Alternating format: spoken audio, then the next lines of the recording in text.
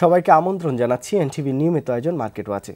দর্শক, আপনাদের সাথে আছি আমি হাসিফ হাসান। আমাদের সাথে স্টুডিওতে যোগ দিয়েছেন পুঁজিবাজার বিশ্লেষক অধ্যাপক শাহজাহান মিনা, আছেন ইউনিয়ন ক্যাপিটালের সাবেক এমডি ও পুঁজিবাজার বিশ্লেষণ করেন, দীর্ঘদিন ধরে মিডিয়ায় কথা বলছেন বাজারে নিয়ে, আক্তার হোসেন সান্নামাত। আপনাদেরকে স্টুডিওতে স্বাগত। দর্শক, আমাদের সাথে স্কাইপে যোগ দিচ্ছেন Mohammad Moinuddin, CEO Sheltech brokerage limited. Salman, আপনাকে দিয়ে শুরু করতে চাই। আপনি তো এই দীর্ঘদিন ধরে এই বাজারের সাথে সংশ্লিষ্ট, আপনি দেখেছেন বিভিন্ন সেক্টরে আপনি ছিলেন। এই তো বাজারের যে বিনিয়োগ পরিবেশ, সেটি নিয়ে আমরা তেমন কোনো কথা শুনি না। আমরা দেখি বিভিন্ন সময় অনেক বিষয় নিয়ে সবাই বলে থাকেন। সম্প্রতি যে কেন্দ্রীয় ব্যাংকের বিষয়টা ছিল, কিন্তু সবচেয়ে যে ইম্পর্টেন্ট বিষয়টা, বিনিয়োগকারী এখানে এসে কমফোর্ট ফিল করছে কিনা, সেই বিষয়টা যদি আপনি একটু বিশ্লেষণ করেন আপনার অভিজ্ঞতা থেকে। ধন্যবাদ হাসিব। সত্যি অর্থে যে আপনি ওয়ার্ড একটা ইউজ করেছেন, কমফোর্ট। এই কমফোর্ট জোনে থাকতে হলে আপনাকে তো you should be free from all sort of আপনার যে কোনো রকমের আনইউজুয়াল সার্কামস্টান্সেস থেকে আপনাকে ফ্রি থাকতে হবে। এখন just recently I had talk with a CEO of A brokerage house, একটা বড় ব্রোকারেজ হাউসের সাথে কথা হচ্ছিল। উনি বলতেছিল যে সানাম ভাই, বিনিয়োগ করে তো সুবিধা করতে পারছি না, সমস্যা হচ্ছে। তো একটা কথা, একটা স্টেজে কিন্তু একটা ইস্যু চলে আসছিল যে আমি যে শেয়ারগুলো কিনছি, বিকজ আমি একটা ইনস্টিটিউশনস, স্বাভাবিকভাবে আমি তো একটা সাধারণ বিনিয়োগকারী তো ইনভেস্ট করি না, আমি একটা বাল্ক একটা শেয়ার কিনে থাকি। আমার হয়তো ওন পোর্টফোলিও হোক, বিনিয়োগকারীদের পোর্টফোলিও হোক, কিংবা ফরেন বিনিয়োগকারী হোক, দিনের শেষে দেখা যায় যে কে কয়টা হাওলায় কতটুকু শেয়ার কিনছে, এইটা যদি জানা যায় মার্কেটে, তাহলে একটা বিনিয়োগকারী কমফোর্টটা কোথায় পাচ্ছে।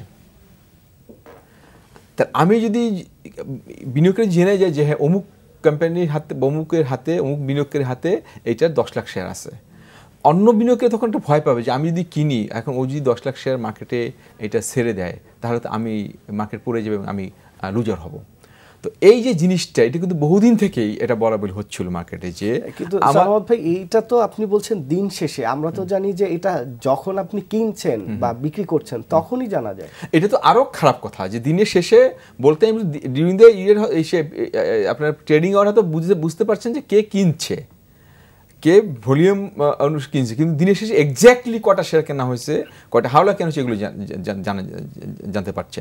তো এই যদি একটা ক্যাপিটাল মার্কেটের অবস্থা হয়, তাহলে একটা বিনিয়োগকারী কতটুকু কমফোর্ট পাবে এখানে বিনিয়োগ করার জন্য বলেন। তো শুধু এখানে একটা সাইডের কথা বললাম। পাশাপাশি দেখেন বিভিন্ন সময় আমাদের যে দায়িত্বগুলো থাকে, একটা মার্চেন্ট ব্যাংকের বলেন, একটা ব্রোকারেজ হাউসের বলেন, একটা রেগুলেটর হিসেবে বিএসইসি বলেন, স্টক এক্সচেঞ্জের বলেন, অ্যাসেট ম্যানেজমেন্ট কোম্পানির কথা যদি বলা হয়, অন্যান্য রেগুলেটর যারা আছে তাদের বলা হয়, তাদের যে ডিউ রোলটা, সেইটাও কি যথাযথ পালন করা হচ্ছে কি না। পাশাপাশি আমাদের যারা বিনিয়োগকারী আছে তারাও কতটুকু আমরা রেশনাল বিহেভ করছি, সব কিছু মিলেই বেসিক্যালি আমাদের এখানে আমি মনে করি যে একটা পারফেক্ট মার্কেট হওয়ার জন্য যে বৈশিষ্ট্যগুলো দরকার, সেগুলি অ্যাবসেন্ট রয়ে গেছে। এই জন্য একটা সুস্থ মার্কেট করার জন্য আমাদের যে দরকার, সত্যিকার অর্থে আমরা অনেক হেফাজত, অনেক কথা বলে ফেলছি, অনেক কথা বলি, কিন্তু সত্যিকার অর্থে ট্রু সেন্সে আমি বলবো যে এই মার্কেটের প্রধান সমস্যাগুলো কি, এগুলো কিন্তু নিয়ে কথা বলতে হবে, এবং এগুলো নিয়ে কথা বলতে হবে স্টেক হোল্ডারদের সাথে। অন্যথায় এই মার্কেট নিয়ে যতই কথা বলি না কেন, গুটি কয়েক শেয়ার মাঝে মাঝে দেখবেন উঠানামা করে, কিন্তু টোটাল সামগ্রিক অর্থে মার্কেট, আমি উঠার কথা বলছি না, যদি স্টেবল একটা মার্কেট করতে চাই, আমাদের সত্যিকার প্রবলেমগুলো আমরা অনেক সময় বলেছি কি, বাংলাদেশ ব্যাংক এই করেছে, এই আপনার ডিমিউচুয়ালাইজেশন হয়ে গেলে মার্কেট ঠিক হয়ে যাবে, এফআরসি হয়ে গেলে ঠিক হয়ে যাবে, এসিসি রিফর্ম হয়ে গেলে মার্কেট ঠিক হবে। হয়েছে? রিয়েল প্রবলেম কোথায় সেটা যদি আইডেন্টিফাই না করতে পারি, সেটা যদি আমাদের স্টেক হোল্ডারদের মুখ থেকে না শুনতে পারি, এবং তার প্রপার অ্যাড্রেস যদি আমরা না করতে পারি, এই মার্কেট থেকে আমরা কিন্তু ওই একটা যে মার্কেট আমরা আশা করছি, সেটা পাওয়া কিন্তু ডিফিকাল্ট। স্যার, তার ভাইয়ের সাথে আমি একটু অ্যাড করতে চাই যে এই দিনের শেষে যে তথ্য পাওয়া যায়, আরেকটি সমস্যা রয়ে গেছে যে স্টক এক্সচেঞ্জ থেকে যে আপনি যেটা বলছিলেন যে বড় একটা ব্রোকারেজ হাউস, প্রাতিষ্ঠানিক বিনিয়োগকারীরা তথ্য নেওয়া নিতেই পারে। তথ্য তো ডিএসসি এবং বিএসসিসির কাছে অবশ্যই আছে, কিন্তু তারা চিঠি দিয়ে যে কেন তুমি এই শেয়ারটা কিনেছো, এই বিনিয়োগকারী কেন কিনেছে, বিনিয়োগকারীর তথ্য দাও, মানে এইগুলো কতটা বিনিয়োগ পরিবেশকে প্রভাবিত করে? হাসিব, আসলে বিনিয়োগের পরিবেশ এটা কিন্তু একটা অনেক বড় জিনিস, তাই না? তো যে দুটি জিনিস উঠে আসছে উনি যেটা বললেন, এটা তো একটা আছে, অর্থাৎ বিনিয়োগকারী আজকে কত টাকা বিনিয়োগ করলো, কোন শেয়ার কতটা কিনলো, এই যে বিষয়গুলো কিন্তু সব গোপন ব্যাপার। এগুলি একমাত্র অন্য কেউ জানতে পারে যদি সেখানে মনে করে যে এখানে কোনো ইলিগাল কোনো কাজ ঘটেছে। সেটা ছাড়া স্বাভাবিক অবস্থা আমি কতটি শেয়ার কিনলাম বা আমি কতগুলি শেয়ার বিক্রি করলাম, কোন কোম্পানির শেয়ার বিক্রি করলাম কিনলাম, এটা নিয়ে বেশি মাতামাতি করলে বাজারের পরিবেশ কিন্তু আরও খারাপ হবে। এই জিনিসটা নতুন আমরা দেখছি, এটা নতুন করে এই প্রবলেমটা দেখা দিয়েছে। এর আগে যে প্রবলেমটা ছিল, এইরকম সিমিলার প্রবলেম ছিল, সেটা হচ্ছে যে বাংলাদেশ ব্যাংক সকল ব্যাংকগুলিকে তদারকি করতো, অর্থাৎ প্রত্যেক দিনের শেষে তাকে রিপোর্ট দিতে হবে তুমি আজকে কত শেয়ার কিনেছো বা কত শেয়ার বিক্রি করেছে। এই যে অর্থাৎ বাংলাদেশ ব্যাংক সমস্ত ব্যাংকগুলিকে তদারকি করাতে সমস্ত ব্যাংকগুলি কিন্তু তাদের বিনিয়োগ কমিয়ে দিয়েছিল। সেইটির রেশ কিন্তু আমরা এখনও কাটিয়ে উঠতে পারিনি। এখন নতুন যে সমস্যাটার কথা আপনি বললেন, যে এখন ঢাকা স্টক এক্সচেঞ্জ থেকে বিভিন্ন ব্রোকারেজ হাউসে যদি এই ধরনের প্রশ্ন করা হয় যে আজকে কোন শেয়ার কতটা বিক্রি হয়েছে, কোন হাওলাতে কতগুলি হাওলা, এই বিষয়গুলি আমি একটু বলে নিই। এই বিষয়গুলি কিন্তু আসলে বিনিয়োগের পরিবেশকে নষ্ট করছে। অর্থাৎ এতে কিন্তু একটা ভীতি ছড়িয়ে দেওয়া হচ্ছে, অর্থাৎ বিনিয়োগকারী তাদের জন্য একটা ভীতি, তারপরে যারা ব্রোকারেজ হাউস যারা করছে তাদের জন্য একটা ভীতি, কিন্তু এটা কিন্তু শুভকর নয়। হ্যাঁ জি স্যার, এই যে সব শেয়ারে হয়তো করছে না, আমরা যেটা বিভিন্ন সময় তথ্য পাচ্ছি যে শেয়ার দেখা যায় যে প্রাইস বাড়ে ওই শেয়ারের ব্যাপারেই তথ্যটা আসলে ওইভাবে নেওয়া হয়। যে আমাদের সাথে একজন মঈন ভাই আছেন। মঈন ভাই, আপনি শুনতে পাচ্ছেন আমাদের? এই বিনিয়োগ পরিবেশটা আসলে কিভাবে আপনি দেখছেন, যে নতুন বিনিয়োগকারীরা যারা আসছেন এখন বাজারে, তারা আসলে কি দেখে আসছেন, কি পরিবেশটা আসলে কিভাবে হওয়া উচিত? দেখুন, এখানে বিনিয়োগকারী যারা আছেন, প্রাতিষ্ঠানিক বিনিয়োগকারী বলি অথবা হাই নেটওয়ার্থ ইন্ডিভিজুয়াল ইনভেস্টরকে যদি আমি ক্যাটাগরিতে ওইভাবে যদি ভাগ করি, আর রিটেল ইনভেস্টর, তিন ধরনের বিনিয়োগকারী। এখন বেসিক্যালি আমাদের দেশে রিটেল ইনভেস্টর যারা আছেন ওনারা এইসব বিনিয়োগের পরিবেশ, তারপরে কি কি সিকিউরিটি চান তার এই বিষয়ে তারা খুব বেশি কনসার্ন না। আর যারা প্রাতিষ্ঠানিক বিনিয়োগকারী আর যারা মানে বড় বিনিয়োগকারী যাদেরকে আমরা বলি, তারা কিছু বিষয় সবসময় বিচার বিবেচনা করে। এক হচ্ছে আপনার সান্নাওয়াত ভাই যে কথাটা বলেছেন, আমি কি কোন শেয়ার কিনছি, কোন ইনস্টিটিউট কোন শেয়ার কিনছে, আজকে আমি কেনার পরে কোন প্রাতিষ্ঠানিক বিনিয়োগকারী কেনার পরে, কোন বড় বিনিয়োগকারী কেনার পরে সবাই জেনে যাচ্ছে আমি কি কিনছি, কি বিক্রি করছি। তারপর আপনি একটা কথা বলেছেন যে স্টক এক্সচেঞ্জ খুব বেশি তদারকি করছেন। এখন আমি আমার টাকা বিনিয়োগ করে আমি কোন শেয়ার কিনবো, কোন শেয়ার বিক্রি করবো, এটার জন্য যদি আবার জবাবদিহি দিতে হয়, এটা খুবই দুঃখজনক। এতে বিনিয়োগকারীরা শেখি হয়ে যায়। তো এই জিনিসগুলো আমাদের আসলে অ্যাড্রেস করা উচিত। যারা স্মল ইনভেস্টর যারা আছে তাদের বিনিয়োগ খুবই ছোট, সো এটা নিয়ে কনসার্ন হওয়ার কিছু নাই। কিন্তু আমাদের যারা প্রাতিষ্ঠানিক বিনিয়োগকারী আছে, যারা বড় বিনিয়োগকারী, তো তাদের বিষয় তারা এই বিষয়গুলোতে খুবই কনসার্ন। যে কেনার পরপরই জেনে যাচ্ছেন, সামহাও কিভাবে যেন জেনে যাচ্ছেন। এটা যে কোনো জায়গা থেকে হতে পারে, আইদার ব্রোকারেজ হাউস থেকে হতে পারে, অথবা আমাদের যারা বিভিন্ন জায়গা থেকে। আমি জিনিসগুলো ডিসক্লোজ না করাটাই ভালো এখানে। তো এই বিষয়গুলো আমাদের আরো অ্যাড্রেস করা উচিত আমার মনে হয়। জি মঈন ভাই, আপনি থাকুন, আসছি আপনার সাথে। জি তা ভাই, এখন আসলে 2015-তে আমরা দেখেছি যে বাজার নেগেটিভ, নেতিবাচক ছিল, বিনিয়োগকারীদের আস্থা ফিরে নাই। কিন্তু 2016-তে আমরা সব ইতিবাচক দেখছি। বাজার যখন ভলিউম বাড়ছে, এই সমস্যাগুলো কিন্তু সামনে চলে আসছে। এখন নতুন যে বিনিয়োগকারী আসতে চাচ্ছেন, তিনি কিন্তু আস্থা পাচ্ছেন না। দেখা যাচ্ছে কোনো শেয়ারের দাম বাড়লে সেই শেয়ার নিয়ে যে বড় বিনিয়োগকারীরা যারা কিনছেন, তারা কিন্তু দেখা যাচ্ছে যে একটা দীর্ঘ পরিকল্পনা নিয়ে কিনছেন, কিন্তু তারা একটা জায়গায় থেমে যাচ্ছেন। কারণ যখনই দুই স্টক এক্সচেঞ্জ থেকে এরকম চিঠি দেওয়া হয়, লিখিত চিঠি, তখন কিন্তু তিনি আসলে আর নতুন করে আস্থা পাচ্ছেন না ওই শেয়ারে বিনিয়োগ করতে। এইরকম যদি একটা জায়গায় যে থেমে যায়, সেই অবস্থায় বাজার কি আরো সামনের দিকে অগ্রসর হবে? ধন্যবাদ। যুক্তিযুক্ত কারণ ছাড়া চিঠি দেওয়া, এটা মার্কেটের পরিবেশের জন্য খুবই, আমি মনে করি, একটা আনফর্চুনেট। কিন্তু এটা দুঃখজনক। এটা এই জন্য বললাম যে আনইউজুয়াল যদি কিছু না ঘটে। কারণ আমরা একটা চিঠি দিয়ে আমার দায়িত্ব যদি সেরে ফেলি এবং সাবসিকুয়েন্টলি কী হলো সেটা যদি না জানি, হয়তোবা জানানোর কিছু নাই, এই জন্য আমরা জানতে পারি না। যদি জানানোর কিছু নাই থাকে, আমার যখন সাসপিশন নাই থাকে, তাহলে আমি একটা চিঠি দিয়ে মার্কেট কেন আমি এটা মার্কেট সে কী করে তুলবো? যদি আজকে বুঝতে পারতাম যে হ্যাঁ আমি একটা চিঠি দিয়ে সাবসিকুয়েন্ট এখানে কোনো একটা আমি দোষ ত্রুটি বের করতে পেরেছি, যে এখানে কোনো ফাউল প্লে হয়েছে কিংবা এখানে কোনো একটা কারসাজি হয়েছে, তাহলে বুঝতাম যে তাদের চিঠি দেওয়ার একটা যুক্তিত কারণ ছিল। কিন্তু চিঠি দিয়ে বাজারে যখনই সরানো হচ্ছে, সব সরাই যাচ্ছে যে এই কেনার জন্য অমুককে একটা চিঠি দেওয়া হয়েছে, তখন বিনিয়োগকারী কিন্তু একটু শেকি হয়ে যায়। কিন্তু শেষ পর্যন্ত কি হচ্ছে, এর আলটিমেট রেজাল্ট কিন্তু আমরা জানি না। তার মানে কি ওখান থেকে আসলে কোনো আউটপুটই নাই, আসলে এমনিতেই হয়তোবা একটা চিঠি দিয়ে দেওয়া হচ্ছে। কিন্তু একটা বিনিয়োগকারী যদি একটা পার্টিকুলার শেয়ার যদি বিনিয়োগের পারপাসে কিনে থাকে এবং সেই ভলিউমটা দিয়ে বেশি হয়, এটাকে আমি আনইউজুয়াল বলবো না। হ্যাঁ, যদি সিকিউরিটিজ লজ ভায়োলেট করে যদি কোনো শেয়ার কিনে, অবশ্যই তাই সেই পানিশমেন্ট তাকে পেতে হবে। কিন্তু নর্মালি আপনি যদি একটা শেয়ার বাড়ে, আনইউজুয়ালি কমে যায় যুক্তিত কারণ ছাড়া, আপনি একটা মানুষের বিশেষ কারণে হয়তো বা একটা বায়ার, ফরেন বায়ার তাকে বললো আমার এই শেয়ারটা মার্কেট প্রাইসে অ্যাভেলেবেল প্রাইসে তুমি এই শেয়ারটা বিক্রি করে দাও। এখন ওই ব্রোকারেজ হাউস কিন্তু সে বাধ্য সেল করতে। এখন ওই সেল প্রেশারের কারণে যদি তাকে শোকজ করা হয় যে তুমি এটা কেন কিনছো, মার্কেটে কিন্তু সবাই জেনে যাচ্ছে।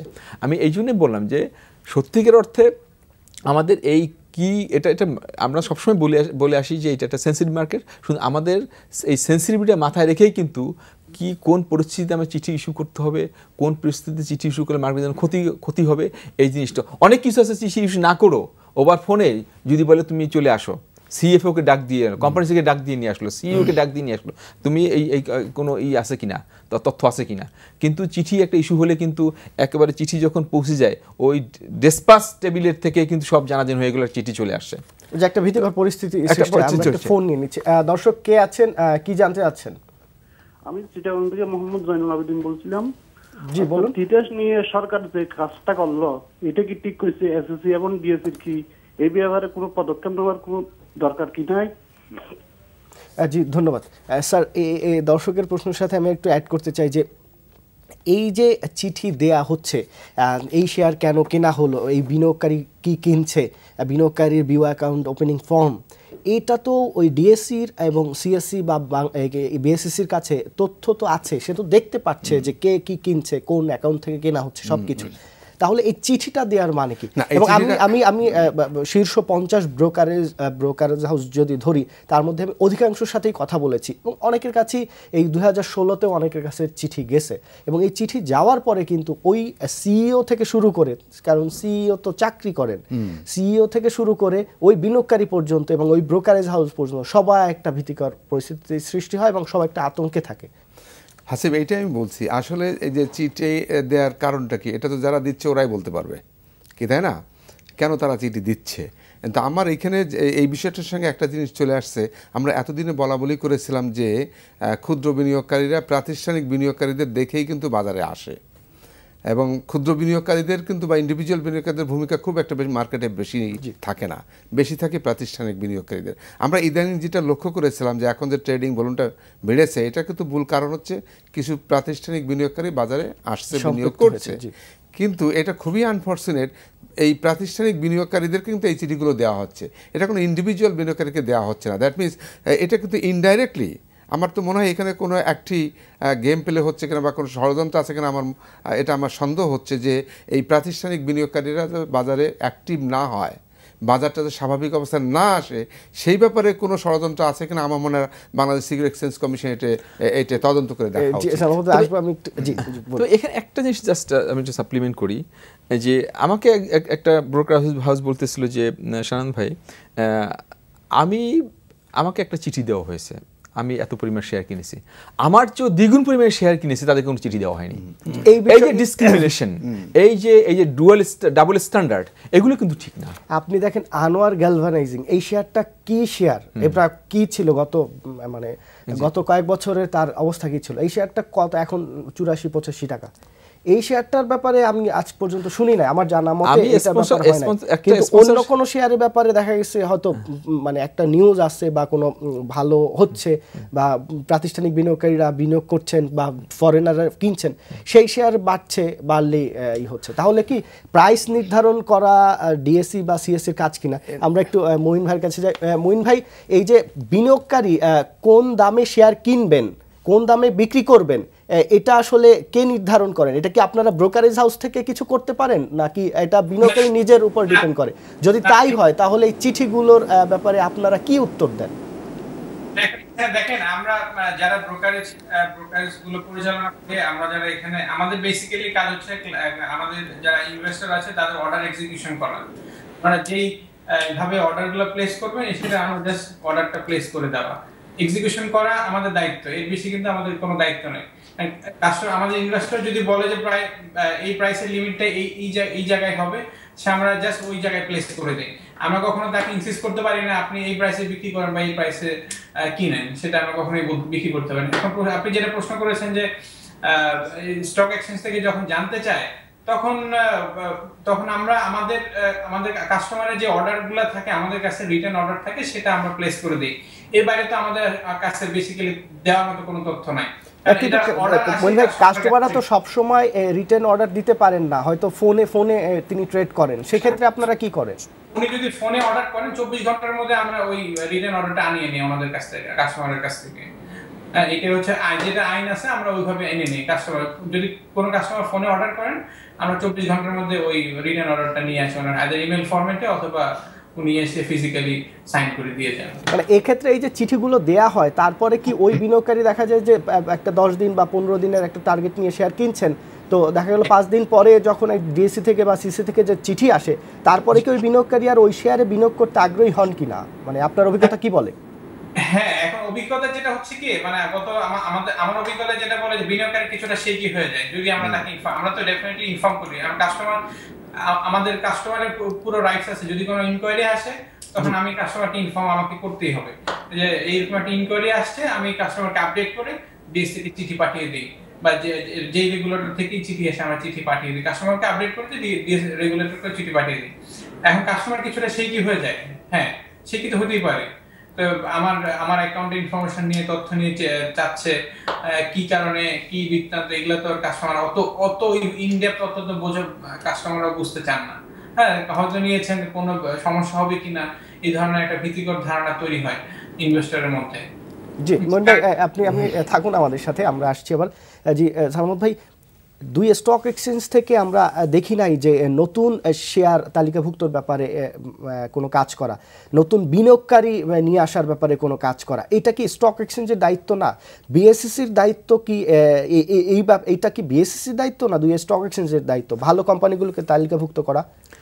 ধন্যবাদ। প্রাইমারি রেসপন্সিবিলিটি ইস্যু ম্যানেজারের, এটা মার্চেন্ট ব্যাংক যারা ইস্যু ম্যানেজ করে তাদের প্রাইমারি রেসপন্সিবিলিটি।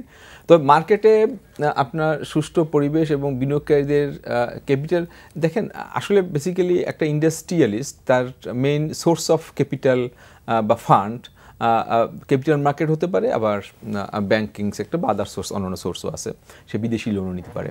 এখন আমাদের দেশে যদি বড় বড় যে প্রতিষ্ঠানগুলো তাদের যে ইন্ডাস্ট্রিয়ালাইজেশন হওয়ার জন্য, তাদের বড় বড় ইন্ডাস্ট্রি করার জন্য তাদের যে লং টার্ম ফান্ড দরকার, এটা বাংলাদেশে ব্যাংকিং সেক্টর কিন্তু এদের লং টার্ম ফান্ড কখনো দেয় না। যে দেয় সেটা মিড টার্ম ফান্ড এবং মিড টার্ম লোন, এবং এই মিড টার্ম লোন দিয়ে কিন্তু একটা বড় প্রতিষ্ঠান, বড় ইন্ডাস্ট্রি কিন্তু গড়াটা যদি করেও কেউ, তাহলে অবশ্যই সে একটা ফান্ড ম্যানেজমেন্টের ম্যাসাকার অবস্থা হয়ে যাবে। বিকজ তার যে পেব্যাক পিরিয়ড, তার যে রিটার্ন, তার যে ক্যাশ ফ্লো, এই ক্যাশ ফ্লো কখনোই এই ব্যাংকের যে লোন পরিশোধের যে ক্যাশ আউটফ্লো, এই আউটফ্লোর সাথে ইনফ্লো কখনো ম্যাচ করবে না। এই জন্য বিদেশেও দেখবেন যে যত বড় বড় প্রজেক্ট করা হয়, সব কিছু তাদের মেইন টাকাটা কিন্তু ক্যাপিটাল মার্কেট থেকে তুলে। এই তোলার একটা ইস্যু তৈরি, যদি টাকা একটা ইস্যু থেকে টাকা তুলতে গেলে আপনার 2 থেকে 3 বছর সময় লেগে যায়, তাহলে তো আপনার ওই তার যে ইন্ডাস্ট্রি করতে যাচ্ছে, দেখা যায় তার কম্পিউটার চলে আসতে পারে, কিংবা মিন টাইম আপনার এই যে ডিউটি স্ট্রাকচার বলেন, ফিসক্যাল মেজার বলেন, ইন্টারন্যাশনাল মার্কেট বলেন, পলিটিক্যাল সিনারিও বলেন, সব কিছু চেঞ্জ হয়ে যেতে পারে। তো তখন হয়তো যে প্রজেক্টটা ইনিশিয়ালি সে চিন্তা করছে 2 বছর পরে, সেটা কিন্তু বেশি চলে যায়। আমরা একটা বিরতি নিচ্ছি, আজানের বিরতি। দর্শক, আজানের বিরতি নিচ্ছি, ফিরছে একটু পরেই, আমাদের সাথেই থাকুন।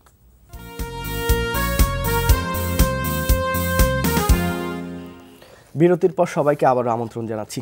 স্যার, আমরা আরেকটা বিষয়, এইটা সম্পৃক্ত আরেকটা বিষয় জানতে চাই, যেটা হচ্ছে আমরা বেশ কিছুদিন ধরে দেখছি এটা নতুন আমরা সংযুক্ত হয়েছে, যেটা হচ্ছে কোনো শেয়ারের প্রাইস বাড়লে আপনার ডিএসসি থেকে আপনার এই ইপিএস গুলো 1 মাস 1.5 মাস আগে যেটা ইপিএস দেয়া হয়েছে সেটা আবার রিপিট পাবলিশ করছে, মানে এটা কি মানে কিভাবে দিচ্ছে যে এটা ইপিএসটা আবার শো করছে যে গত 15 দিন আগে অমুক দিন ইপিএস শো করেছে এর ইপিএস এত, তাহলে কোনো বিনিয়োগকারী তার টাকা দিয়ে সে যখন শেয়ার কিনবে সে যদি আইনের ব্যত্যয় না করে শেয়ার কিনে তাহলে সেটা ডিএসসি থেকে এইভাবে দেয়া যায় কিনা, এটা আইন কি? এটা তো একটি কোম্পানির আর্নিং পার শেয়ার বা টোটাল তার ফাইন্যান্সিয়াল পজিশনটা কি এটা জানানো তো ওই কোম্পানির দায়িত্ব, এবং আমরা জানি কোয়ার্টারলি কিন্তু তারা জানিয়ে দিচ্ছে, এবং এটা কোয়ার্টারলি যখনই তাদের ওই আনঅডিটেড যে ফাইন্যান্সিয়াল স্টেটমেন্ট হচ্ছে এবং সেখানে ইপিএস কত হচ্ছে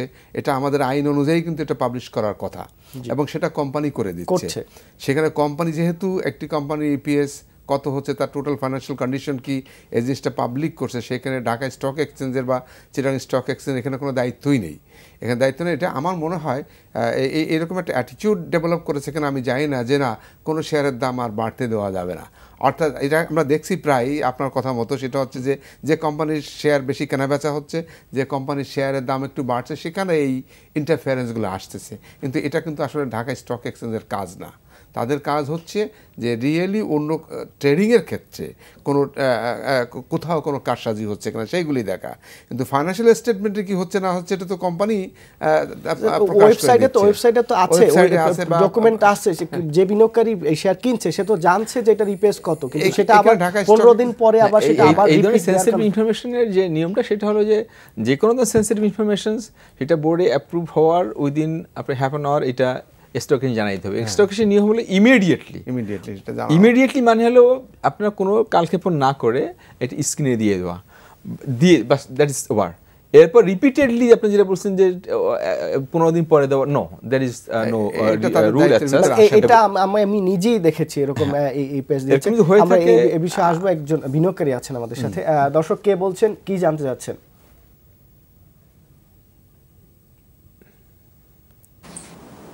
জি বলুন। হ্যালো। হ্যাঁ জি বলুন, আমরা শুনতে পাচ্ছি। হ্যাঁ, প্রশ্নটা আমি করব। জি বলুন। আমার প্রশ্নটা হচ্ছে যে বাংলাদেশ সিকিউরিটি এক্সচেঞ্জ কমিশন যখন একটা শেয়ারের প্রাইস বাড়তে থাকে তখন চিঠি দেয়, কিন্তু যখন একটা শেয়ারের প্রাইস কমতে থাকে কমতে যখন ফেসগুলো নিচে চলে যায় তখন তো কোনো চিঠি ইস্যু করে না। এখানে তো অনেক ক্ষুদ্র বিনিয়োগকারী ক্ষতিগ্রস্ত হয়। জি দর্শক ধন্যবাদ। আসলে বিএসসি না চিঠিগুলো ডিএসসি থেকে দেওয়া হয়। আমরা একটু মঈন ভাইয়ের কাছে যাই। জি মঈন ভাই, এই যে আবার ইপিএস দেয়া হয় কয়েকদিন পর পরে, যে ইপিএস আবার ডিএসসি বা সিএসসি থেকে যে ইপিএস আবার দেয়, এটা তো বিনিয়োগকারী যখন বিনিয়োগ করে কোনো শেয়ারে সে তো নিজেই জানতে পারে। এগুলোর কি ধরনের একটা প্রভাব পড়ে? নেতিবাচক প্রভাব পড়ে না ইতিবাচক প্রভাব পড়ে? আপনারা তো সরাসরি সম্পৃক্ত। জি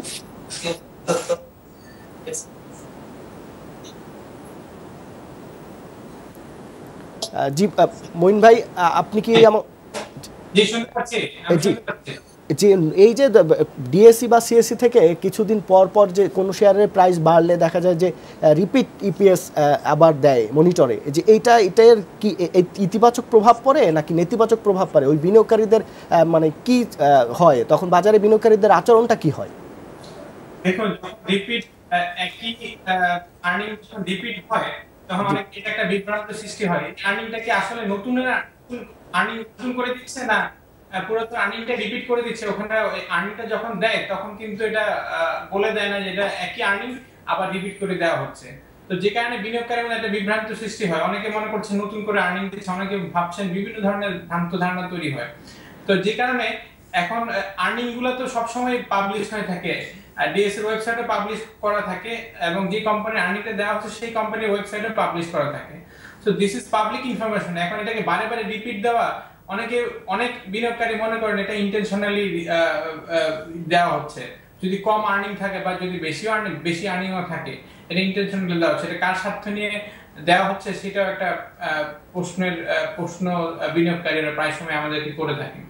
তো এই জিনিসগুলো একটু আমার মনে হয় আরো একটু আমাদেরকে কষা খাওয়া দরকার আছে। জি মঈন ভাই, আপনি থাকুন আমাদের সাথে, আসছি আবার আপনার কাছে। স্যার, এই ব্যাপারে আমি ডিএসসির যারা বোর্ডে আছেন তাদের সাথে কথা বলেছি, তারা কিন্তু এই ব্যাপারে একমত না। তারা বলছেন যে এটা ম্যানেজমেন্টের পার্ট, এটা আমাদের পার্ট না, কিন্তু আমরা এটা একমত না। এখন ডিএসসির ম্যানেজমেন্ট কি করছেন এবং তারা কার পারমিশন নিয়ে করছেন সেই বিষয়টা আমরা আসলে জানি না। এবং বিএসসিসির সাথে কথা বলেছি, বিএসসিসি কিন্তু বাজারকে একটা স্থিতিশীল বাজারের লক্ষ্যে তারা কাজ করছেন এবং গত কয়েক বছর ধরে আমরা শুধু শুনেছি যে আইপিও নিয়ে বিএসসিসির কে সবসময় বলা ভালো কোম্পানি আনতে পারে না, কিন্তু ভালো কোম্পানিকে কি নিয়ে আসা বিএসসিসির কাজ কিনা সেটাও একটি প্রশ্ন। আর এই বোর্ড যেহেতু চায় না, তারপর এই ধরনের আচরণ কি আসলে বাজারের ইতিবাচক প্রভাব ফেলে বাজারে? না, এটাই আমি বলছি। আসলে এখানে আরেকটু তাহলে গভীরে যেতে হবে। যে বোর্ড যেটা আছে সেখানে আমরা দেখতে কম্পোজিশনটা কি আছে, সে বোর্ডের কম্পোজিশন যে লোকগুলি বোর্ডের ডাইরেক্টর হিসেবে কাজ করছেন, এখানে আমার জানা মতে আমি জানি অনেক ব্যক্তি এখানে আছেন যাদের এই ক্যাপিটাল মার্কেট বা শেয়ার মার্কেট বা কোম্পানির শেয়ার কী জিনিস, ডিবেঞ্চার কী জিনিস, বন্ড কী জিনিস, এই বিষয়ে কিন্তু তাদের কাছে ধারণা স্পষ্ট নয়। অর্থাৎ তারা ক্যাপিটাল মার্কেট সম্পর্কে পুরোপুরি অবহিত নয়। এরকম লোকজন আমাদের বোর্ডে আছে। যাকে আপনি যে কথাটা বললেন সেটা হচ্ছে এরকম যে এরকম সেন্সিটিভ ইনফরমেশন এটা তারা দিবে কিনা এটা বোর্ডের সিদ্ধান্ত হওয়া উচিত, অথবা দিবে কিনা যারা ম্যানেজমেন্টে আছে অর্থাৎ সিইও তাকে বোর্ডে জিনিসটা প্লেস করা উচিত যে আমরা এটার জন্য এই সমস্যা ফেস করছি বা এখানে সমস্যা হতে পারে, সুতরাং এটির ব্যাপারে একটা সিদ্ধান্ত দেওয়া হোক। কিন্তু সেটা না করে যদি বোর্ডকে বাইরে রেখে অর্থাৎ বোর্ডের সিদ্ধান্তের বাইরে যে কাজগুলি করা হয়, এটা কিন্তু আসলে আইনি কাজ না। এটা আমার মনে হয় যারা করছে, আমি যতটা শুনেছি এ ব্যাপারে সিইও সেও বোধহয় এই বিষয়টি এতটা অবহিত না। সিআরও বিষয়গুলো দেখে, হ্যাঁ সেই আর কি। এখন সিআরও যদি করে থাকে সে তো করবে, তাকে সঙ্গে আলাপ করে করতে হবে, সিইওর সঙ্গে আলাপ করে করতে হবে যে এখানে এই ঘটনা ঘটছে। কিন্তু আমরা যেহেতু দেখছি এটা নেগেটিভ ইম্প্যাক্ট হচ্ছে, সেহেতু আমি যেটা মনে করি immediately it should be taken care of by the board of directors, অথবা বাংলাদেশ সিকিউরিটি এক্সচেঞ্জ কমিশনের এটা তদন্ত করা উচিত। কারণটা হচ্ছে যে আমরা চেষ্টা করছি বহুদিন ধরে, সবাই চেষ্টা করছে মার্কেটটাকে স্বাভাবিক অবস্থায় নিয়ে আসা, কিন্তু এই কাজগুলি করতে যে দেখা যায় স্বাভাবিক অবস্থা আসাটা ব্যাহত হচ্ছে। সুতরাং এই ব্যাহত যাতে না হয়, বাজারে স্বাভাবিক অবস্থা আসে, এই ধরনের অস্বাভাবিক ঘটনা না ঘটানোই ভালো। সালামত ভাই, আমি স্যারের সাথে যদি একটু যোগ করতে চাই যে স্যার যেটা বললেন যে এই নেতিবাচক হচ্ছে বোর্ডকে জানা উচিত বা বোর্ডের দেখা উচিত। এখন যে এই নেতিবাচক যে হচ্ছে এটা হয়তো বিনিয়োগকারীরা বুঝতে পারছেন, হয়তো যারা সংশ্লিষ্ট তারা বুঝতে পারছেন, কিন্তু ডিএসসি বা সিএসসি যদি না বুঝে, বিএসসিসির যদি এখানে কোনো ভূমিকা না থাকে, তাহলে তো আসলে তাহলে আমি ওই কথাটাই বলছি, এখানে তো ওই বোর্ডের এই বিষয়গুলি জানা উচিত, অর্থাৎ তাদের এই ধরনের এক্সপার্টাইজ থাকা উচিত যে আসলে এইটা কি হতে পারে বা হচ্ছে কিনা, এবং তাদেরকে মার্কেট মনিটর করা উচিত। তাই না, যারা বোর্ডে কাজ করছে তারা কি প্রতিদিন মার্কেট দেখে না, বা আমার শেয়ার মার্কেটে কী ঘটনা ঘটছে না ঘটছে এটা কি তারা দেখেন না? অবশ্যই এটা তাদের দায়িত্ব, because they are working in the board. বোর্ডের কাজ কিন্তু শুধু একদিন যে একটা মিটিং করে আসা না, অর্থাৎ মার্কেটটাকে মনিটরিং করা, মার্কেটে কি হচ্ছে না হচ্ছে সে বিষয়গুলি তাদের অবহিত হওয়া, প্রয়োজনে যারা লোয়ার ম্যানেজমেন্টে আছে তাদেরকে সেই জিনিসগুলো সংশোধন করে দেওয়া। এই যে বিনিয়োগকারী, আমাদের এই প্রোগ্রামটা আমরা শুরু করার পর থেকে এরকম প্রতিনিয়তই বিনিয়োগকারীরা ফোন করেন যে প্রাইস বাড়লেই কোয়ারি আর কমলে কোনো তদন্ত হয় না বা চিঠিও দেওয়া হয় না। তো আসলে কোনো শেয়ারের দাম কত বাড়বে সেটা নির্ধারণ করার দায়িত্ব তো কারোরই নেই। তাই যদি হয় তাহলে এই বিনিয়োগকারী যখন লোকসান করছেন দায়িত্ব তাকে নিতে হচ্ছে, লাভ করলেও তো দায়িত্ব তার লাভটাই হওয়া উচিত। সেখানে হস্তক্ষেপ কতটা গ্রহণযোগ্য, এক। আর দ্বিতীয় হলো যে আপনি যদি বাজারকে, এখন মানুষের হাতে প্রচুর টাকা, ব্যাংকের হাতে টাকা, সঞ্চয়পত্রের সুদের হারও কমে গেছে, তো এইখানে যদি আপনার বাজারে যদি বাইরে থেকে দেখে যে বাজারে গেলে মুনাফা হচ্ছে, সেই সুযোগটা যদি আপনি না দেন তাহলে তো নতুন বিনিয়োগকারী আসবে না। হ্যাঁ, দুটো ইস্যুস। আমি একটা প্রাইস ডিটারমিনেশন বা প্রাইস যেটা হয় সেটা একটু পরে আসি। প্রথমত এই যে ডিএসসি সম্পর্কে যেটা বলা হলো, আসলে বোর্ড ম্যানেজমেন্ট আলাদা কেউ না, আলাদা শুধু দুজনের রোলটা ডিফারেন্ট, বা সবাই কিন্তু স্টক এক্সচেঞ্জের পার্ট। বোর্ডের যে রোলটা সেটা ওভারসাইট করবে। ওভারসাইট কী করবে? ম্যানেজমেন্টকে যে ডেলিগেটেড যে অথরিটি আছে তারা সেটা প্রপারলি পালন করছে কিনা, অর্থাৎ ম্যানেজমেন্ট হল ইমপ্লিমেন্ট করবে the decision of the board. কিন্তু দুজনকে কিন্তু আমরা আলাদা করে দেখছি না কখনো, যে এটা তারা মানছে, এটা তারা করতে মানছে না, এটা ম্যানেজমেন্ট করছে, এইটা দিয়ে কিন্তু তাদের দায়িত্ব তারা কিন্তু করতে পারবে না, তাই না?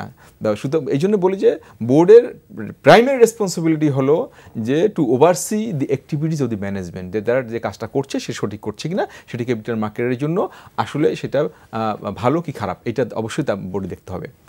আর প্রাইসিংয়ে যেটা হলো ওভারঅল গ্লোবালি যে কোনো মার্কেট, সেটা ক্যাপিটাল মার্কেট হোক আর সেই কাঁচা বাজারে হোক না কেন, এটা আসলে মার্কেট ফোর্স, ডিমান্ড এবং সাপ্লাই দ্বারা সবসময় এটা ডিটারমিন হয়। তবে আমাদের যেহেতু ক্যাপিটাল মার্কেটটা is not a perfect market না, কেন বলছি যে এখানে আমাদের একে তো আমাদের বিহেভিয়ার, এই যে বিনিয়োগকারীদের অ্যাটিটিউড এটি রেশনাল না, দ্বিতীয়ত আমাদের ডিমান্ড সাপ্লাই একটা গ্যাপ আছে, আবার তৃতীয়ত ইনফরমেশন যে ফ্লো, এই আমরা বিনিয়োগ করি যারা ইনফরমেশন দিচ্ছি তারা এডুকেট কিংবা ওরকম রিলায়েবল ইনফরমেশন দিচ্ছি কিনা, আবার যারা বিনিয়োগ করছি তারা ওই ইনফরমেশন আদৌ বুঝে শুনে করছি কিনা। যেহেতু আমাদের এটা পারফেক্ট মার্কেট না, আমাদের একটা জিনিস দেখতে হবে যে স্টক এক্সচেঞ্জে একটা ফোন নিয়ে নিচ্ছি। দর্শক কে বলছেন, কি জানতে চাচ্ছেন? জি, আমাদের সাথে লাইনে আছেন কেউ? জি জি জি বলুন। আচ্ছা, আমার মানে 2-3টা প্রশ্ন আছে। একটা করেন, সংক্ষেপে করেন। আচ্ছা, আমি সংক্ষেপে করতেছি। যখন লাফার্জ সুরমা সিমেন্ট আপনার 150 টাকা ছিল, ঠিক আছে, জি, তখন কিন্তু মানে কোনো ইনকোয়ারি হয় নাই, কিছু হয়নি, ঠিক আছে, কিন্তু এখন যে কমতে কমতে এত নিচে নেমে গেছে অর্ধেকে, আমার কথা হলো যে ডিএসসি বা বিএসসি এখন কেন ইনকোয়ারি করতেছে না, কেন এটা কমতেছে? আর আরেকটা কথা হলো যে শেয়ারগুলো আমরা ফান্ডামেন্টাল ওনারা বলে, হ্যাঁ, জি, আমার কাছে এখন মনে হচ্ছে যে ফান্ডামেন্টাল বলতে মানে অর্থ হলো সেটাই যে শেয়ারে ফান্ড করলে মানুষ মেন্টাল হয়ে যায়, এটা বোধহয় ফান্ডামেন্টাল। জি, ধন্যবাদ দর্শককে। আমি আরেকটু অ্যাড করতে চাই যে এই যে দেখেন লাফার্জের ব্যাপারটা যে 150 টাকার কাছাকাছি চলে গেছিল, আপনি দেখেন সম্প্রতি যে তালিকাভুক্ত হলো যে কোম্পানিটা, সেটা শেয়ার মানে প্রতিদিনই বাড়ছে 70 টাকা আজকে। তো এইটা কি নেগেটিভ ইপিএস? তাহলে এখন কেন এটার ব্যাপারে হস্তক্ষেপ হচ্ছে না? মানে এটা কি মানে অন্য কোনো শেয়ার, মানে যেই টাকার ব্যাপারে কোনো কথা বলা যাবে না, কোনো চিঠি দেওয়া যাবে না? মানে আপনি যদি যে কোম্পানিটা তালিকাভুক্ত হলো 10 টাকায়, বিএসসিসি পারমিশন দিল, সেটা 70 টাকায় ট্রেড হচ্ছে, সেটার ব্যাপারে বিএসসিসি থেকে বলছে কিনা আমি এখনও জানি না, বাট ডিএসসিসি থেকে কোনো ধরনের দেয়া হচ্ছে না, কোনো ধরনের কোয়ারি দেওয়া হচ্ছে না, ইপিএস রিপিট দেওয়া হচ্ছে না, তারপরে আপনার বিনিয়োগকারীদের তথ্য নেওয়া হচ্ছে না। তাহলে এই যে আইপিও যেগুলো আসছে, প্রত্যেকে আইপিওটা আসার পরে মার্কেটে একটা বিশেষ হয়তো বিশেষ গ্রুপে আমি বলবো এই মার্কেটটা এই শেয়ারটা টেনে একটা পর্যায়ে নিয়ে যাচ্ছে এবং এই প্রাইস কিন্তু কখনো সাস্টেন করছে না। এটা কিন্তু আমরা বেশ কয়েকটা ইস্যু দেখেছি, কিন্তু কখনো দেখি নাই যে এই শেয়ারগুলো কারা বাড়াচ্ছে, কারা এখান থেকে আনইউজুয়াল মানে উইনফল গেইন করছে, তাদের এগেনস্টে আমরা কোনো এলিগেশনও দেখছি না। তো আমি এইটা প্রাইসিংয়ের সাথে রিলেট করছি। প্রাইসিং অনেক কারণে, আনইউজুয়াল প্রাইসিং ক্ষেত্রে আমাদের বেশি, নর্মাল প্রাইসিং যদি হয়, যদি বাড়ে কমে, এটা নিয়ে আমাদের কারো মাথা ব্যথা নাই। আনইউজুয়াল যদি প্রাইসিং হয়, যেমন আমি মনে করি যে আপনি যেটা একটু আগে আনোয়ার গ্যাভারেজিং কথা বললেন, আমি একটা স্পন্সরের কথা বললাম যে ভাই আপনাদের শেয়ারটা কেন বাড়তেছে বলেন তো, বলে ওইটা তো ভাই তালা লাগানোর মতো অবস্থা, আমি কেন বাড়তেছে আমি কিছুই যাই না। তারপরও বিনিয়োগকারীরা এই শেয়ারটা কোনো ডিভিডেন্ড পাচ্ছে না, হুমড়ি খেয়ে পড়ছে শেয়ারটা কেনার জন্য। তার মানে কি? তার মানে হলো যে আসলে একটা বিশেষ হয়তো গোষ্ঠী শেয়ারটা নিয়ে প্লে করছে। তো এইখানেই হলো আমাদের রেগুলেটরদের রোল। তো প্রাইস অনেক কারণে যেটা বাড়ে, যেমন একটা হলো যে প্রাইস সেন্সিটিভ ইনফরমেশন, যে প্রাইস সেন্সিটিভ ইনফরমেশন যখন এটা ম্যাচিউরড হয় তার অনেক আগেই একটা বিশেষ মহল এটা জেনে যাচ্ছে এবং সেখান থেকে তারা অলরেডি কিন্তু যে প্রফিট মেক করার কথা সেটা করেছে। এবং আমরা যদি দেখে থাকি যে 1 মাস বা 2 মাস পরে বেসিক্যালি সেই প্রাইস সেন্সিটিভ ইনফরমেশনটা মার্কেটে চলে আসছে, এর আগে তাহলে কারা এই ইনফরমেশনটা ক্যাপিটালাইজ করে মার্কেট থেকে মুনাফা নিয়ে নিচ্ছে, তাদের বিরুদ্ধে কি রেগুলেটরদের কোনো অ্যাকশন নেওয়ার বিধান আছে কিনা, নিতে পারে কিনা? অবশ্যই আমি মনে করি যে ইনসাইডার ট্রেডিংয়ের যে বিধান বিশ্বের ডেভেলপড কান্ট্রিতে কঠোর আইন রয়ে গেছে, আমাদের এখানে আসলে খুব নমিনাল একটা মানে জরিমানার বিধান রাখা হয়েছে। তারা মনে করছে আমি এখান থেকে যে 2 কোটি টাকা কামাইতে পারি, আমি 10 লাখ টাকা জরিমানা দিলে আমার জন্য কিচ্ছু আসবে যাবে না। আমরা একটু মঈন ভাই কাছে যাই। জি মঈন ভাই, এই যে গত 5 বছরে বা 6 বছরে আমরা যে 75টা মতো কোম্পানি আমরা তালিকাভুক্ত হতে দেখেছি, যেগুলো বাজারে আসার পরে প্রথম কোয়ার্টারে যে তালিকাভুক্ত হওয়ার পরে যে কোয়ার্টারটা যে দেয় ইপিএস, সেটা আমরা নেতিবাচক দেখি নাই কখনো, কিন্তু এই প্রথম দেখলাম একটি কোম্পানি ইপিএস নেতিবাচক, তারপরও 10 টাকার ফেস ভ্যালু শেয়ার 70 টাকায় ট্রেড হচ্ছে। এই ব্যাপারে কি আপনাদের কাছে কোনো চিঠি এসেছে, মানে আপনার বা অন্য কোনো ব্রোকার হাউসে আপনারা জানাবো? আমাদের এখানে খুব বেশি চিঠি আমাদের এখানে কোনো চিঠি আসেনি, বা আমাদের যারা ইনভেস্টর আছে আমাদের ব্রোকারেজে, তো ওনাদের কারো খুব বেশি পার্টিসিপেশন এখানে ছিলেন না। তো আমরা সবসময় যে এখানে যে জিনিসটা আমি সবসময় ইনভেস্টরদেরকেও বলি, বা আমি বিভিন্ন প্রোগ্রামগুলো তখনও বলি, দেখেন এটা কিন্তু এই দায়িত্বটা কিন্তু ইনভেস্টরের। যেখানে আর্নিং নেগেটিভ দিয়েছে, ডিসক্লোজ করা ইনফরমেশন আছে, তো সেটার উপর বেসিস করেও তারপরে যদি আপনি 70 টাকায় এই শেয়ারটা কিনেন, তাহলে এটা পুরোটাই ইনভেস্টরের রেসপন্সিবিলিটি। হ্যাঁ, এখন এখানে একটা ব্যাপার আছে, এখন যারা রেগুলেটর আছে, ঢাকা স্টক এক্সচেঞ্জ বলি, চিটাগং স্টক এক্সচেঞ্জ বলি, বা সুপার রেগুলেটর বিএসইসি যাদের কথা বলি, ওনারা জিনিসটা একটু সঠিকভাবে তো তদন্ত করে দেখবেন মানে স্পেসিফিক কোনো গোষ্ঠী এটাকে দাম বাড়ানোর চেষ্টা করছে কিনা। যদি কোনো এটা this is absolutely unusual price, যদি কোনো প্রাইস সেন্সিটিভ ইনফরমেশন না থাকে, যদি কোনো একটা নির্দিষ্ট গোষ্ঠী নির্দিষ্ট কোনো নিয়মের ভিতর থেকে প্রাইস বাড়ানোর চেষ্টা করে, সেটা তারা তদন্ত করা উচিত। আর সবসময় এই যে দেখেন তদন্ত যে হয় আমাদের কাছে, মানে শেষ পর্যায়ে যে হয় যখন বিনিয়োগকারীরা ক্ষতিগ্রস্ত হন, তার পুঁজি হারান, তারপরে তদন্ত হয়। আমরা এটা আমি একটা জিনিস বলতে চাই, সেটা হচ্ছে যখন তদন্ত হয় যে কোনো বিষয়ে, ধরেন আমাদের এই স্টক এক্সচেঞ্জের তদন্ত না, এই ইন্ডাস্ট্রি তদন্ত, অন্য যে কোনো জায়গায় পুলিশ ডিপার্টমেন্ট অন্য কোনো জায়গায় ইনভেস্টিগেশন যখন হয়, এটাকে আমরা পাবলিককে জানাই যে এই যে তদন্ত হচ্ছে। তদন্তগুলো যখন হয় তখন কিন্তু মানে সব ইনফরমেশন গোপন রেখে, কারণ স্টক এক্সচেঞ্জের কাছে সব ইনফরমেশন আছে, বিএসইসির কাছে সমস্ত ইনফরমেশন আছে, তো এই জিনিসগুলো তাদের কাছে সমস্ত ইনফরমেশন আছে, তারা ব্রোকারকে বলতে হয় না যে এটা এই তথ্য দেন, ওই তথ্য দেন, এই তথ্য দেন। তো এই ইনফরমেশন যখন ডিসক্লোজ হয়ে যায় তখন এটা কিন্তু আর তদন্তের পর্যায়ে থাকে না, তখন সবাই জেনে যায়।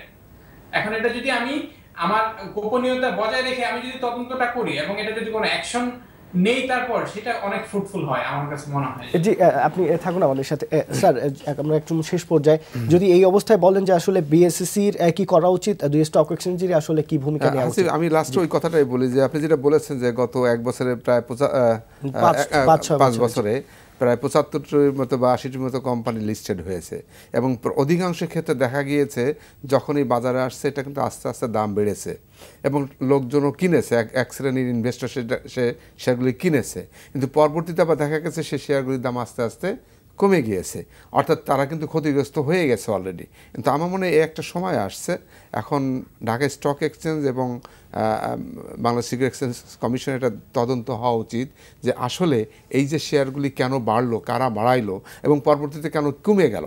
এই বিষয়টা আগের গুলো হয়তো বিপিএস ভালো ছিল, প্রথম দিকে কেউ ডিমান্ড ক্রিয়েট হয়েছে, কিন্তু এই শেয়ারটার ব্যাপারে তো বুঝলাম না, নেতিবাচক ইপিএস, তার ইপিএস মাইনাস, সেখানে সে কিভাবে? সেটা তো হওয়া উচিতই, এবং তারা যে ফোরকাস্টিং দিয়েছিল সেই ফোরকাস্টিং নেগেটিভ তারা দেখিয়েছিল, তাই না?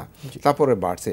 এখানে আমি আমার কাছে যেটা মনে হয় যে এখানে একটা গ্রুপ এই শেয়ারটা নিয়ে গেম প্লে করছে, এতে কোনো সন্দেহ নাই, কিন্তু আমার এই গেম প্লে কারা করছে এটা বোধহয় একটু তদন্ত হওয়া উচিত। আদারওয়াইজ এই মানুষ এখন সেকেন্ডারি মার্কেট থেকে প্রাইমারি মার্কেটে এসে তারা অনেক শেয়ার কিনেছে, সেগুলিকে আবার সবার ধারণা যে নতুন শেয়ারের দাম আরও বাড়তে থাকবে, পুরনো শেয়ারের দাম তো যা বাড়ার বেড়েই গিয়েছে, নতুনগুলো আরও দাম বাড়বে, এরকম একটা ইমপ্রেশনও কিন্তু বিনিয়োগকারীদের কাছে দেওয়া হয়। কিন্তু এটা দিয়ে তাদের কাছে শেয়ারগুলি বিক্রি করে দিয়ে some people are getting benefit, কিন্তু আলটিমেটলি যারা ধরে রাখছে তারা কিন্তু ক্ষতিগ্রস্ত হয়ে যাচ্ছে। এই জন্যে আমি যেটা মনে করি যে আসলে এই দামগুলি কেন বাড়লো এবং আবার কেন কমে গেল, এই বিষয়ে একটা যৌথ, অর্থাৎ ঢাকা স্টক এক্সচেঞ্জ এবং বিএসইসির একটা যৌথ তদন্ত হওয়া উচিত। জি সালামত ভাই, দুই স্টক এক্সচেঞ্জে আসলে মূল কাজ কি হওয়া উচিত এই মুহূর্তে? আমি এইটার সাথে একটু সাপ্লিমেন্ট করি যে আসলে বেসিক্যালি শুধু এই ব্রোকার হাউসগুলোকে চিঠি দেওয়া না, মার্চেন্ট ব্যাংকগুলো চিঠি দেওয়া না যে এটা কারা কিনছে কারা। আমি মনে করি ইস্যুয়ারও সমানভাবে, যে ইস্যুয়ার হঠাৎ করে একটা আইপিও আসার সাথে সাথে এটা নেগেটিভ হয়ে গেল, তো এই ইস্যুটা কীভাবে পারমিশন পেলো, নাম্বার 1। নাম্বার 2 হলো যে এই নেগেটিভ ইস্যু ইপিএস দেওয়ার পিছনে অন্য কোনো কারণ আছে কিনা, যে শেয়ারটাকে ইচ্ছা করে দাম ফেলে দিয়ে একটা বিশেষ মহলকে সুবিধা করে দেওয়া যে শেয়ার কেনার জন্য, সেটাও আছে কিনা এইগুলো কিন্তু তদন্ত ভিতরে চলে আসা উচিত। শুধু শেয়ার হোল্ডাররা কে কিনছে কি কিনছে সেটা শুধু না, বরঞ্চ হঠাৎ করে একটা আইপিও চলে আসলো, আসার পরে নেগেটিভ ইপিএস দিল, এবং মোট কথা হলো কোনো অনিয়ম আছে কিনা এটা বিএসসি এবং দুই স্টক এক্সচেঞ্জ দেখা উচিত, অবশ্যই দেখা উচিত। আপনি যেটা বলছেন যে স্টক এক্সচেঞ্জ কাজের কথা যেটা বলতেছিলেন, বেসিক্যালি যে এখানে অনেক আলোচনা করতে অনেক বেশি সময়ের দরকার। তবে আমি মনে করি যে এই যে এই একটা আইপিও আসতে গেলে ইস্যুয়ারের যেরকম রেসপন্সিবিলিটি এবং একটা সুষ্ঠু পরিবেশ তৈরি করা, এবং আমরা অন্য প্রসঙ্গে চলে গিয়েছিলাম যে বাইরে দেখা যায় লং টার্ম লোনের জন্য সবাই, ফান্ডের জন্য সবাই ক্যাপিটাল মার্কেটে আসে। আমাদের দেশে কিন্তু এই পরিবেশ তৈরি হয় না, বিকজ আসলে ওই ধরনের একটা পরিবেশ তৈরি হয় নাই। বরঞ্চ আমি মনে করি যে এখানে এই ধরনের আমার মনে হয় যে শুধু স্টক এক্সচেঞ্জে ইস্যুয়ারের কাছে গিয়ে তাদেরকে ক্যাপিটাল মার্কেটে নিয়ে আসবে তা না, রেদার একটা সুষ্ঠু পরিবেশ যদি তার তৈরি করতে পারে যে হ্যাঁ এখানে আইপিওতে আসলেন সময় নেই, এই বিষয় নিয়ে আমরা আরেকদিন আলোচনা করবো। স্যার আপনাকে ধন্যবাদ, সানহদ ভাই আপনাকেও ধন্যবাদ আমাদেরকে সময় দেওয়ার জন্য, মইন ভাই আপনাকেও ধন্যবাদ আমাদের সাথে এতক্ষণ থাকার জন্য। দর্শক, আমরা আসলে কোনো স্টক এক্সচেঞ্জ বা বিএসসি বা কারো সমালোচনা করতে এখানে আমাদের অনুষ্ঠানটি করছি না। আমরা চেষ্টা করছি যে সমস্যাগুলো আছে সেগুলো তুলে ধরতে, যাতে সংশ্লিষ্ট কর্তৃপক্ষ যারা আছেন তারা এই বিষয়টি বুঝতে পারেন এবং যথাযথ পদক্ষেপ নেন। আমরা আশা করছি বিনিয়োগকারীরাও এই অনুষ্ঠানের মাধ্যমে উপকৃত হবেন, ভেতরকার বিষয়গুলো আপনারা বুঝতে পারবেন, জানতে পারবেন এবং আপনারাও আপনাদেরকে মতামত দিবেন। এই অনুষ্ঠানটি সহ এনটিভির সব খবর এবং সব কিছু জানতে লগ ইন করুন এনটিভির অনলাইন ntvbd.com-এ। আমাদের সাথে থাকার জন্য ধন্যবাদ। আগামীকালকে দেখা হচ্ছে অন্য কোনো বিষয় নিয়ে। সে পর্যন্ত সবাই ভালো থাকুন।